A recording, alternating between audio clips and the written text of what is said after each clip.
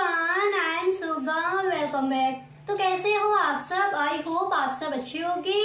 स्वागत है आप सभी का आपके अपने एसपी स्टडी यूट्यूब चैनल पर। तो गाइस, आज हम आपके लिए इस वीडियो में लेकर आए हैं आज हम आपके लिए यहाँ पर लेकर आए हैं अर्थशास्त्र के जो आपके महत्वपूर्ण प्रश्न हैं उनके बारे में यहाँ पर हम डिस्कस करेंगे। ठीक है, तो पहले हम देखेंगे जो हमारे बहुविकल्पीय प्रश्न हैं, यानी जो ऑब्जेक्टिव क्वेश्चन है वो कौन कौन से आएंगे इस बार के बोर्ड एग्जाम में।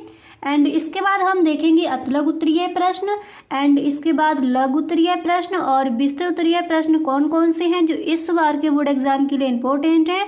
उन सारे प्रश्नों पर यहाँ पर हम डिस्कस करेंगे। ठीक है, तो आपको ये वीडियो पूरा देखना है, आप इस वीडियो को बिल्कुल भी स्किप ना करें। ठीक है, क्योंकि वही क्वेश्चन यहाँ पर आपको दिए जाएंगे जो इस बार के बोर्ड एग्जाम के लिए इम्पोर्टेंट है। तो यहाँ पर देखिए, फर्स्ट आपका दिया गया है कि समष्टि अर्थशास्त्र के प्रवर्तक कौन थे। कई बार ये क्वेश्चन आस्क किया गया है, आप पेपर उठाकर देखना, कई बार ये क्वेश्चन आस्क किया गया है बोर्ड एग्जाम में। ठीक है, तो क्वेश्चन आपका है कि समष्टि अर्थशास्त्र के प्रवर्तक कौन थे।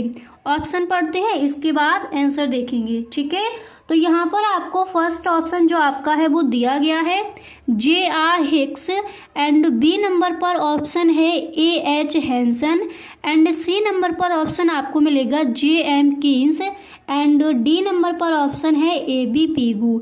तो समष्टि अर्थशास्त्र के प्रवर्तक कौन थे? यहाँ पर जो आपका राइट ऑप्शन है, जो सही ऑप्शन है वो हो जाएगा सी नंबर J.M. कीन्स।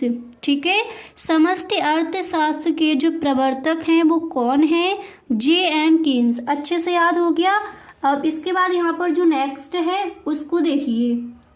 तो देखिए, यहाँ पर जो आपका अगला प्रश्न है तो वो यहाँ पर दिया गया है, आप पढ़ सकते हो। नेक्स्ट है कि समष्टि अर्थशास्त्र में किस विचार का अध्ययन किया जाता है। समष्टि अर्थशास्त्र में किस विचार का अध्ययन किया जाता है? तो पहले ऑप्शन पढ़ते हैं। फर्स्ट हमें दिया गया है व्यक्तिगत आय, बी नंबर पर है व्यक्तिगत बचत, एंड सी नंबर पर है राष्ट्रीय आय, और डी नंबर पर ऑप्शन है व्यक्तिगत निवेश। तो यहाँ पर देखिए, समष्टि अर्थशास्त्र में किस विचार का अध्ययन किया जाता है? यहाँ पर जो आपका राइट ऑप्शन है वो हो जाएगा सी नंबर, राष्ट्रीय आय का। ठीक है, समष्टि अर्थशास्त्र में राष्ट्रीय आय का जो अध्ययन है वो किया जाता है। समष्टि अर्थशास्त्र यानी विशाल अर्थशास्त्र, बड़ा अर्थशास्त्र, और व्यष्टि अर्थशास्त्र अगर यहाँ पर होता कि व्यष्टि अर्थशास्त्र में किस विचार का अध्ययन किया जाता है, तो व्यष्टि अर्थशास्त्र यानी सूक्ष्म अर्थशास्त्र, छोटा अर्थशास्त्र, तो उसके अंदर हम एक व्यक्ति की जो आय है उसका अध्ययन हम व्यष्टि अर्थशास्त्र के अंदर अंतर्गत करेंगे।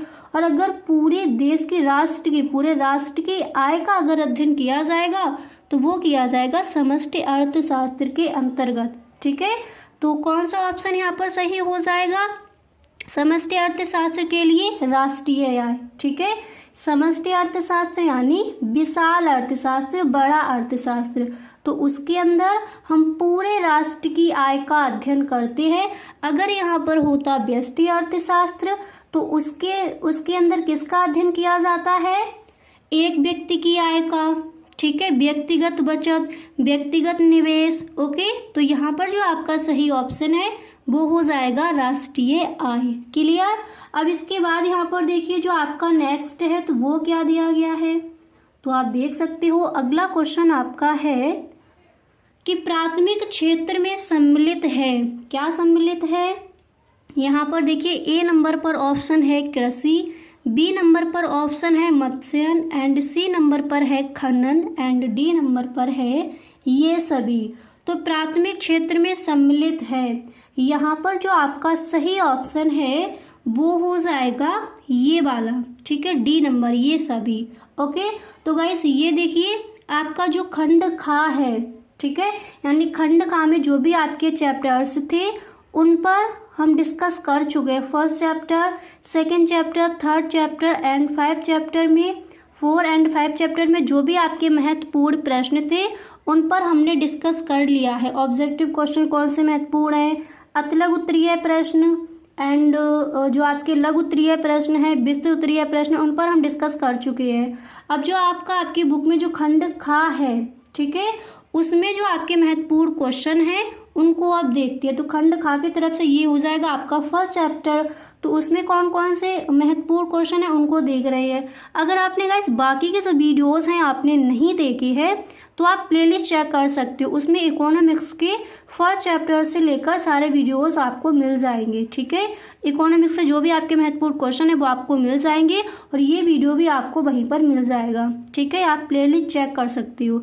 अगर आप प्लेलिस्ट चेक नहीं कर सकते तो आप डिस्क्रिप्शन बॉक्स चेक कर सकते हो, वहाँ पर आपको वीडियोस के लिंक मिल जाएंगे, वहाँ से आप उन वीडियोस को देख सकते हो फर्स्ट चैप्टर से। क्लियर? तो यहाँ पर देखिए, तो इसका जो सही ऑप्शन है वो कौन सा हो जाएगा? D number. ये सभी कृषि, मत्स्य, खनन प्राथमिक क्षेत्र में सम्मिलित है, ठीक है। अब इसके बाद यहाँ पर जो नेक्स्ट है उसको देखते हैं। ओके, तो आप देख सकते हो जो आपका अगला जो प्रश्न है, तो यहाँ पर जो आपका नेक्स्ट क्वेश्चन है वो यहाँ पर दिया गया है कि निम्नलिखित में कौन सी समष्टि अर्थशास्त्र का विषय वस्तु है। क्या दिया गया है? समष्टि अर्थशास्त्र का। तो यहाँ पर पहले ऑप्शन पढ़ते हैं। यहाँ पर फर्स्ट दिया गया है मांग का नियम, एंड सी नंबर पर ऑप्शन है प्रतिफल के नियम, एंड बी नंबर पर ऑप्शन है राष्ट्रीय आय, और डी नंबर पर दिया गया है लगान सिद्धांत। तो क्वेश्चन क्या था कि निम्नलिखित में कौन सी समष्टि अर्थशास्त्र का विषय वस्तु है। तो हमें पता है अगर समष्टि अर्थशास्त्र दिया गया है तो इसकी विषय वस्तु क्या हो जाएगी? राष्ट्रीय आय। समष्टि अर्थशास्त्र यानी विशाल अर्थशास्त्र, बड़ा अर्थशास्त्र। तो इसके अंदर पूरे राष्ट्र की जो आय है उसका अध्ययन हम इसके अंदर करते हैं समष्टि अर्थशास्त्र के अंतर्गत। तो यहाँ पर हमारा जो बी नंबर पर ऑप्शन है ये हो जाएगा राइट ऑप्शन, राष्ट्रीय आय। क्लियर? अब इसके बाद यहाँ पर देखिए जो आपका नेक्स्ट क्वेश्चन है, तो अगला प्रश्न यहाँ पर दिया क्या गया है उसको पढ़ते हैं। तो आप देख सकते हो जो आपका नेक्स्ट प्रश्न है तो वो यहाँ पर दिया गया है कि प्रभावी मांग की संकल्पना किसने दी थी। प्रभावी मांग की संकल्पना किसने दी थी?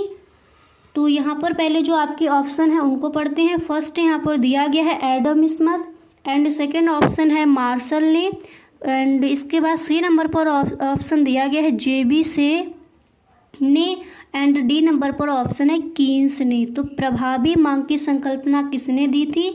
यहाँ पर जो आपका डी नंबर पर ऑप्शन है वो हो जाएगा आपका राइट ऑप्शन। ओके, तो हमने इस चैप्टर में देख लिए कि जो हमारे ऑब्जेक्टिव क्वेश्चन है वो कौन कौन से हैं जो इम्पोर्टेंट हैं उनको हमने देखा। अब इसके बाद सब्जेक्टिव क्वेश्चन देख लीजिए। तो अतिलघु उत्तरीय प्रश्न में जो आपका फर्स्ट है वो यहाँ पर देखिए क्या दिया गया है, और आप पेपर उठाकर देखना, मॉडल पेपर में भी देखना, कई बार ये क्वेश्चन बोर्ड एग्जाम में ये जो आपका प्रश्न है ये कई बार पूछा गया है। तो इसके आंसर को समझते हैं। तो क्वेश्चन आपका क्या है, एक बार प्रश्न को पढ़िए उसके बाद इसके आंसर को देखते हैं, ठीक है। तो यहाँ पर जो आपका प्रश्न है तो दिया गया है कि समष्टि यानी सूक्ष्म अर्थशास्त्र को परिभाषित कीजिए। सॉरी, यहाँ पर क्या दिया गया कि समष्टि। अब यहाँ पर देखिए क्वेश्चन आपका क्या दिया गया है कि समष्टि अर्थशास्त्र को परिभाषित कीजिए। यहाँ पर देखिए थोड़ा ये रॉन्ग है, ये आप काट लेंगे, ठीक है। व्यष्टि अर्थशास्त्र को हम सूक्ष्म अर्थशास्त्र कहते हैं पर समष्टि अर्थशास्त्र को नहीं, ठीक है। ये आपको कट कर देना है। अब इसके बाद यहाँ पर देखिए क्वेश्चन क्या दिया गया है कि समष्टि अर्थशास्त्र को परिभाषित कीजिए। तो सबसे पहले आपको करना क्या है, आप यहाँ पर हेडिंग डालोगे समष्टि अर्थशास्त्र। ओके, हेडिंग डालने के बाद फिर इस तरह से आपको लिखना है कि समष्टि अर्थशास्त्र आर्थिक विश्लेषण की वह शाखा है जो संपूर्ण अर्थव्यवस्था अथवा इकाइयों के समूह जैसे कुल आय, कुल व्यय, कुल बचत, कुल विनियोग आदि का अध्ययन करती है।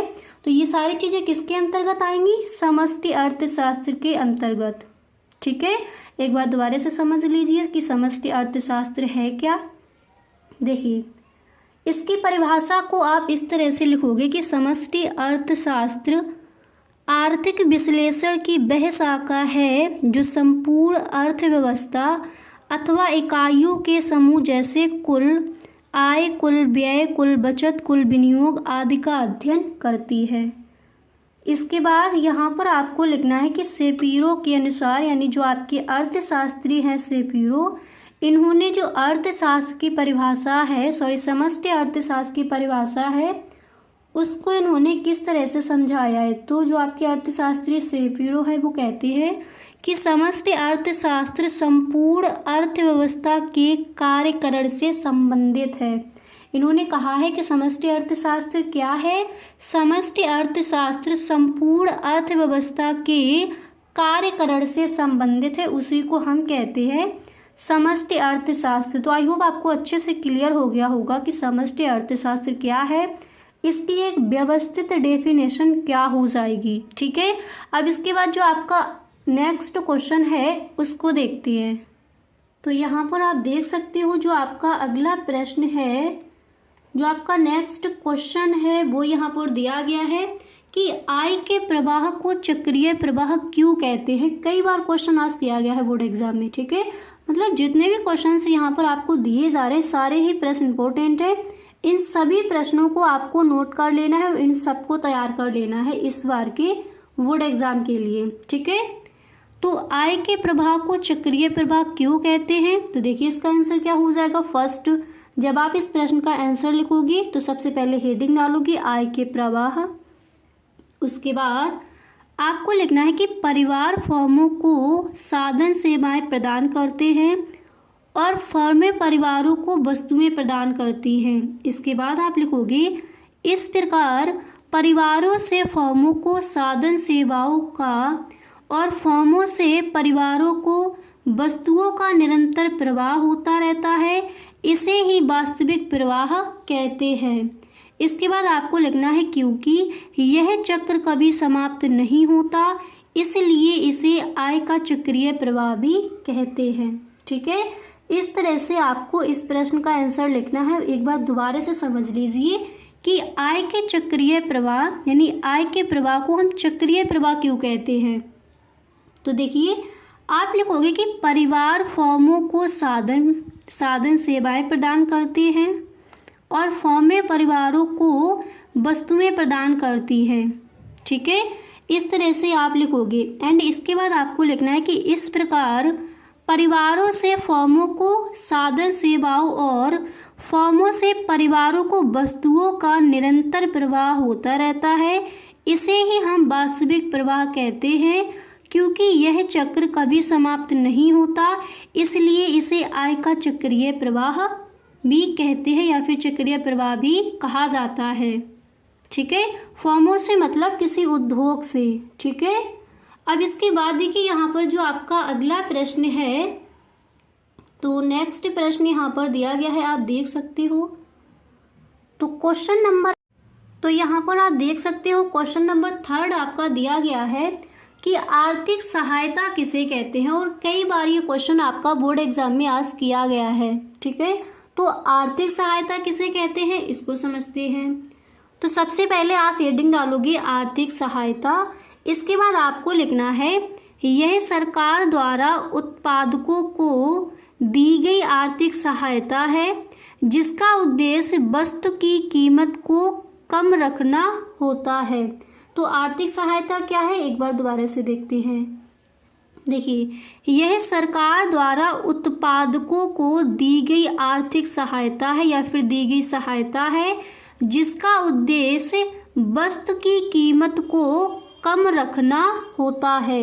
इस तरह से आप इस प्रश्न का आंसर लिखकर आओगे।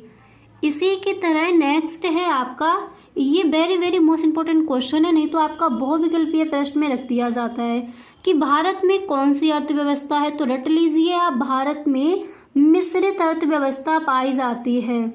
ठीक है, ऑप्शन मिल जाते हैं समाजवादी अर्थव्यवस्था, पूंजीवादी अर्थव्यवस्था या फिर मिश्रित अर्थव्यवस्था। तो सही ऑप्शन कौन सा हो जाएगा, तीसरा। ठीक है, तो भारत में कैसी अर्थव्यवस्था पाई जाती है, मिश्रित अर्थव्यवस्था पाई जाती है। ठीक है, ये आपको ध्यान रखना है। अब इसके बाद यहाँ पर जो नेक्स्ट क्वेश्चन है उसको देखिए। अगला प्रश्न यहाँ पर आप देख सकते हो आपका दिया गया है। देखिए नेक्स्ट प्रश्न यहाँ पर है कि मुद्रा प्रवाह से आप क्या समझते हैं। सबसे पहले क्या करना है, हेडिंग डालनी है मुद्रा प्रवाह। उसके बाद हम लिखेंगे कि परिवार फर्मों को साधन सेवाएं प्रदान करते हैं और बदले में मुद्रा के रूप में पारिश्रमिक प्राप्त करते हैं। इसी प्रकार फर्में परिवारों और उपभोक्ताओं को वस्तुएं प्रदान करती हैं और उनके मूल्य के रूप में मुद्रा लेती हैं। ठीक है, इस प्रकार फर्मों यानी कोई कंपनी, आपका कोई बिजनेस पड़ा हो, ठीक है, इस प्रकार फर्मों से परिवारों को और परिवारों से फर्मों को मुद्रा का भुगतान किया जाता है। इसे ही मुद्रा का प्रभाव कहा जाता है। समझ आ गया मुद्रा का प्रभाव क्या है? इसको एक बार हम दोबारा से समझते हैं। ठीक है, तो देखिए सबसे पहले तो आप हेडिंग डालोगे मुद्रा प्रवाह। हेडिंग डालने के बाद आपको लिखना है कि परिवार फर्मों को साधन सेवाएं प्रदान करते हैं और बदले में मुद्रा के रूप में पारिश्रमिक प्राप्त करते हैं। इसी प्रकार फर्में परिवारों और उपभोक्ताओं को वस्तुएं प्रदान करती हैं और उनके मूल्य के रूप में मुद्रा लेती हैं। इस प्रकार फर्मों से परिवारों को और परिवारों से फर्मों को मुद्रा का भुगतान किया जाता है। इसे ही मुद्रा का प्रभाव कहा जाता है। ठीक है, तो अतिलघु उत्तरीय प्रश्न आपको इतने तैयार कर लेने हैं। अब इसके बाद हम देखेंगे कि लघु उत्तरीय प्रश्न में ऐसे कौन कौन से क्वेश्चन हैं जो इस बार के बोर्ड एग्जाम के लिए इम्पोर्टेंट हैं। ऐसे कौन कौन से प्रश्न हैं उनको हम देखते हैं। तो आप देख सकते हो लघु उत्तरीय प्रश्न में जो आपका पहला प्रश्न है तो वो यहाँ पर दिया गया है। क्वेश्चन को पढ़ते हैं। क्वेश्चन है कि आय के चक्रीय प्रवाह का महत्व बताइए। तो सबसे पहले आप हेडिंग डालोगे आय के चक्रीय प्रवाह का महत्व। इसके बाद आप लिखोगे कि आय के चक्रीय प्रवाह के महत्व को निम्नलिखित प्रकार से स्पष्ट किया जा सकता है। फर्स्ट आपको इस तरह से एक लाइन लिख देनी है। क्या लिखोगे आप? आपको लिखना है कि आय के चक्रीय प्रवाह के महत्व को निम्नलिखित प्रकार से स्पष्ट किया जा सकता है। एंड इसके बाद आपको फर्स्ट पॉइंट डालना है। फिर उसमें आप लिखोगे कि देश की राष्ट्रीय आय की गणना करने में मुद्रा प्रवाह का अध्ययन अत्यधिक उपयोगी है। इसके बाद यहाँ पर आपको लिखना है कि चक्रीय मुद्रा प्रवाह के द्वारा आर्थिक एवं सामाजिक विषमता के कारणों तथा उन्हें दूर करने के उपायों का अध्ययन किया जाता है। एंड इसके बाद यहाँ पर आपको नेक्स्ट लिखना है। आप देख सकते हो जो आपका नेक्स्ट पॉइंट है वो आप लिखोगे कि चक्रीय आय प्रवाहों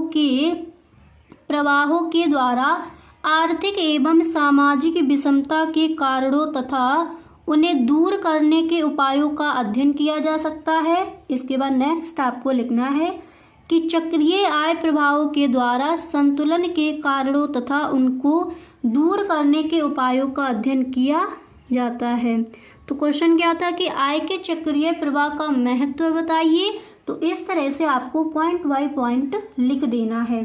अब इसके बाद देख लीजिए कि अतिलघु उत्तरीय प्रश्न में नेक्स्ट क्वेश्चन आप कौन सा तैयार करोगे। तो आप देख सकते हो अगला प्रश्न आपको तैयार करना है कि समष्टि अर्थशास्त्र तथा व्यष्टि अर्थशास्त्र में अंतर बताइए। ठीक है, एंड इसके बाद देखिए कि विस्तृत उत्तरीय प्रश्न में आप कौन कौन से क्वेश्चन तैयार कर लोगे, फटाफट से देख लीजिए। तो विस्तृत उत्तरीय प्रश्न में इस चैप्टर से आप क्वेश्चन एक तैयार करोगे कि समष्टि अर्थशास्त्र के दोष अथवा सीमाएं बताइए। इसके बाद समष्टि अर्थशास्त्र क्या है, समष्टि अर्थशास्त्र की विषय वस्तु की विवेचना कीजिए। अब इसके बाद देखिए यही क्वेश्चन आपसे इस तरह से भी आस्क किया जा सकता है, अथवा में यही क्वेश्चन आपका इस तरह से भी रख दिया जाएगा कि समष्टि अर्थशास्त्र से आप क्या समझते हैं, समष्टि अर्थशास्त्र के विषय क्षेत्र का वर्णन कीजिए। तो विस्तृत उत्तरीय प्रश्न में ये जो आपके क्वेश्चंस हैं ये आपको तैयार करने हैं। ठीक है, तो आई होप आपको समझ आ गया होगा इस चैप्टर से ऐसे कौन कौन से प्रश्न हैं जो आपको तैयार करने हैं।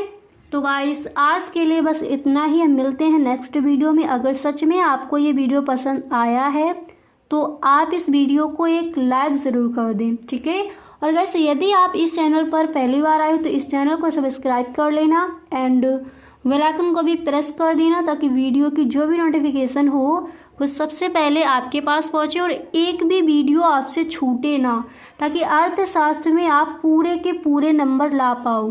ओके, तो गाइस मिलते हैं अब नेक्स्ट वीडियो में। तो गाइस कैसा लगा वीडियो? आई होप ये वीडियो आपको पसंद आया होगा।